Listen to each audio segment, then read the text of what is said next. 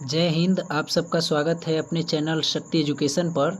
तो आप अगर टीजीटी पीजीटी हिंदी से तैयारी कर रहे हैं तो जीके जीएस या हिंदी टीजीटी के लिए आप बिल्कुल सही जगह पे आए हैं। हम छोटे छोटे क्लासों में बिल्कुल आपको शून्य से शिखर तक पहुंचाने का काम करेंगे।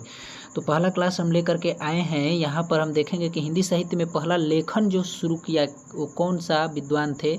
तो यहाँ पर पहला टॉपिक हम देखते हैं कि हिंदी साहित्य के इतिहास लेखन का अगर आरंभ किसी ने किया तो एक विदेशी लेखक हुए जिनका नाम है गारसा द तासी। आप बिल्कुल याद रखेंगे। और इनका ग्रंथ का नाम है इस्तवार द ला लेत्रित्युर एंदुई ए हिंदुस्तानी। और इस किस भाषा में ये लिखे थे तो फ्रेंच भाषा में लिखे थे। और इसका 2 भाग ये प्रकाशित किए, 1839 में पहला भाग और 1847 में दूसरा 2 भाग और द्वितीय संस्करण जो है इसका 1871 में जो 3 भागों में प्रकाशित हुआ।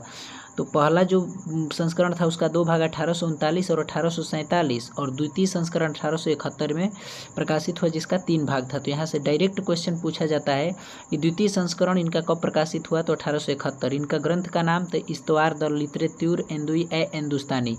और ये फ्रेंच विद्वान थे और इन्होंने कुल हिंदी के 738 कवि लिए जिसमें से केवल 72 कवि हिंदी के थे और बाकी सभी उर्दू के कवि थे।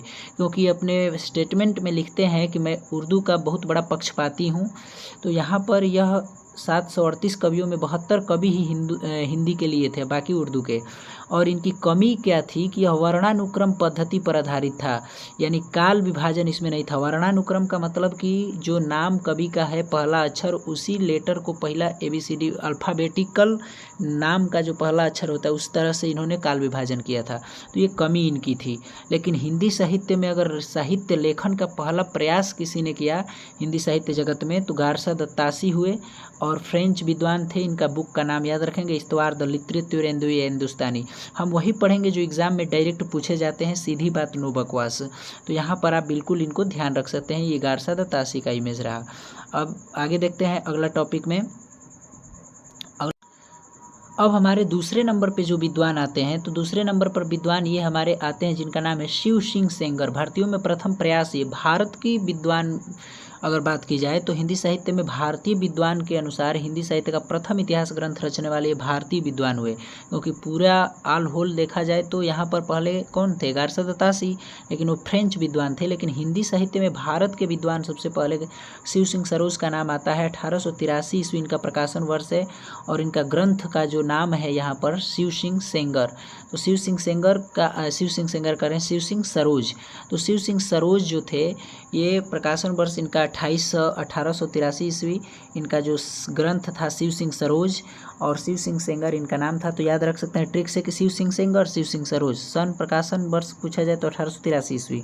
विशेषता ये थी कि किसी भारतीय विद्वान द्वारा हिंदी साहित्य में लिखा गया पहला इतिहास ग्रंथ है। भारतीय विद्वानों में अगर सबसे पहला ग्रंथ लिखने का कोई प्रयास किया तो शिव सिंह सेंगर ने शिव सिंह सरोज के नाम से 1883 ईस्वी में। इन्होंने लगभग 1000 कवियों को लिया और कवियों का जीवन चरित्र इन्होंने इसमें बताया है। तो पहला इतिहास ग्रंथ है जिनमें 1000 कवियों का वर्णन मिलता है। और दूसरे पूरा ऑल ओवर की बात की जाए तो दूसरे विद्वान हुए। अगर भारत की दृष्टि से देखा जाए तो भारतीय विद्वान में पहला हुए शिव सिंह सेंगर। ग्रंथ का नाम से ये है। जो दूसरे विद्वान हमारे आते हैं तो अगले जो विद्वान हैं तो ये हैं कौन से, तो ये हमारे हो जाएंगे कौन, जॉर्ज ग्रियर्सन। कौन हो जाएंगे, जॉर्ज ग्रियर्सन। तो सच्चा इतिहास ग्रंथ यानी हिंदी साहित्य का सच्चा और प्रमाणिक इतिहास ग्रंथ ये कहा जाता है। और इनके किताब का नाम था, इतिहास का नाम था the modern vernacular literature of Hindustan. इनका जो ग्रंथ था उसका नाम था the modern vernacular literature of Hindustan. प्रकाशन वर्ष इसका 1888 ईस्वी आप याद रखेंगे। और ये तीसरे विद्वान हुए जिन्होंने हिंदी साहित्य का इतिहास यहाँ पर अगर क्रम अनुसार देखा जाए तो ये तीसरे नंबर पे आते हैं।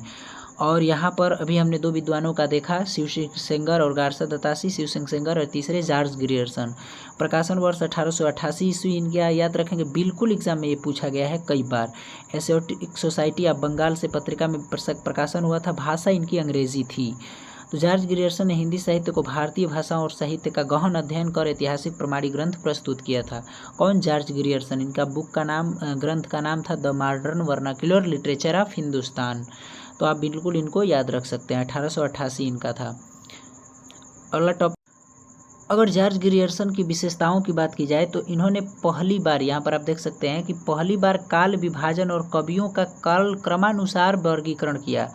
तो काल क्रमानुसार वर्गीकरण करने वाले पहले विद्वान पहली बार जॉर्ज ग्रियर्सन, और केवल हिंदी कवियों को शामिल किया इन्होंने। 952 कवि लिए थे इन्होंने, और इन्होंने ही भक्ति काल को हिंदी साहित्य का स्वर्ण युग कहा था, गोल्डन एज, BEIMP। इसको याद रखिएगा कि यहाँ पर सबसे कई बार पूछा जाता है कि भक्ति काल को स्वर्ण युग किसने कहा, तो जॉर्ज ग्रियर्सन ने ही कहा था।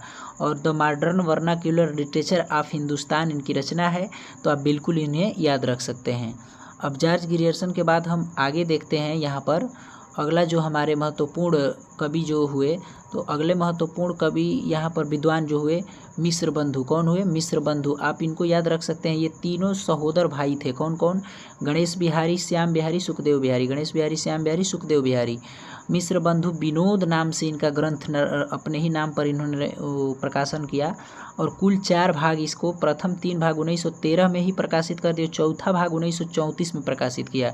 इन्होंने लगभग 5000 कवियों को लिए, यानी 4591 कवि, लेकिन पूरे कवियों की बात की जाए तो लगभग में 5000 मान लेते हैं।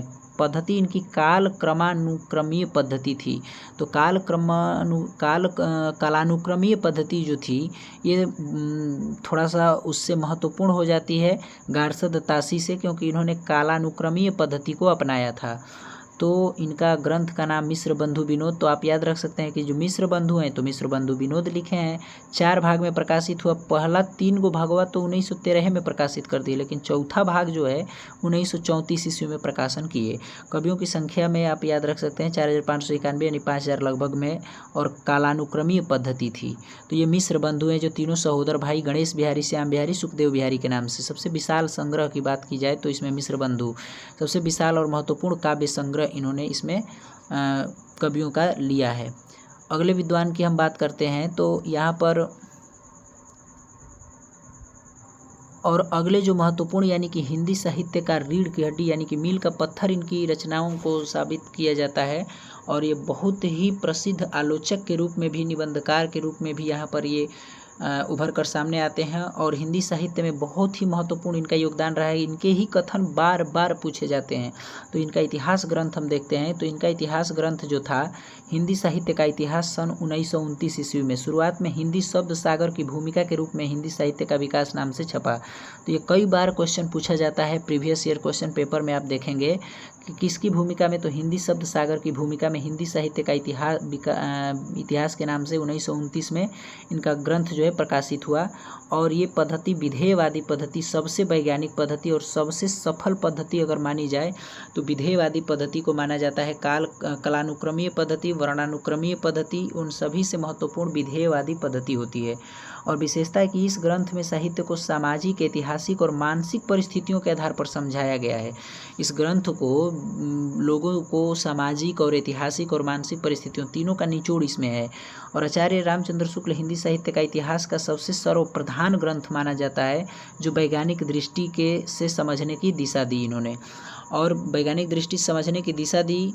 और हिंदी साहित्य का सबसे महत्वपूर्ण और सर्वश्रेष्ठ इतिहास ग्रंथ है इनका हिंदी साहित्य का इतिहास 1929 ईस्वी में। तो रामचंद्र शुक्ल को आप बिल्कुल याद रख सकते हैं। उसके बाद हम इनके टॉपिक में और देखते हैं कि रामचंद्र शुक्ल जो थे, शुक्ल जी का काल विभाजन आज भी सबसे प्रामाणिक माना जाता है। इसका अगला वीडियो हम दूसरा लेकर के जो आएंगे तो उसमें हम देखेंगे कि कौन सा विद्वान हिंदी साहित्य का काल विभाजन किस समय किस युग में किया है, और उसका सन क्या है, उसका नामकरण मतलब क्या दिया है। तो सभी कुछ बिल्कुल अगला वीडियो में, जस्ट इसके हम अगला वीडियो लेकर के आएंगे क्लास 2 के नाम से। तो उसमें आपको ये पता चलेगा कि कौन सा विद्वान हिंदी साहित्य के काल को कौन सा नाम दिया है, किस आधार पर दिया है, बिल्कुल साक्ष्य के साथ इसमें विद्वानों ने अपना अपना मत के अनुसार जो नाम दिया है। तो शुक्ल जी का जो आज भी सबसे प्रामाणिक ग्रंथ ये माना जाता है, काल विभाजन जो इनका किया गया सबसे प्रामाणिक है, इन्हीं का सब सर्वमान्य मत भी माना जाता है। और इन्होंने दोहरा नामकरण किया है। तो दोहरा नामकरण किया है, तो इसका अगला वीडियो में हम देखेंगे कि कौन सा विद्वान कौन सा काल को हिंदी साहित्य के काल में कौन कौन नाम दिए हैं। तो आई होप आपको अच्छा तरीके से समझ में आया होगा। तो बिल्कुल 4 से हम 5 मिनट में देख लिए कि हिंदी साहित्य का लेखन परंपरा जो था ये ग्रंथों में सबसे पहले कौन प्रयास किया और किसके अनुसार। यहाँ पर जो भी हमने बताया यहीं से बस क्वेश्चन आपको आने हैं हर एग्ज़ाम में, चाहे KVS, NVS, UP, TGT, BPSC, किसी भी टीचिंग एग्ज़ाम की टीजीटी के लिए तैयारी कर रहे हैं हिंदी से, तो यही प्रश्न बिल्कुल लेखन परंपरा से देखने को मिलता है। तो पहली बार है तो लाइक, सब्सक्राइब, शेयर, कमेंट जरूर कर सकते हैं और कमेंट में बता सकते हैं कि आपको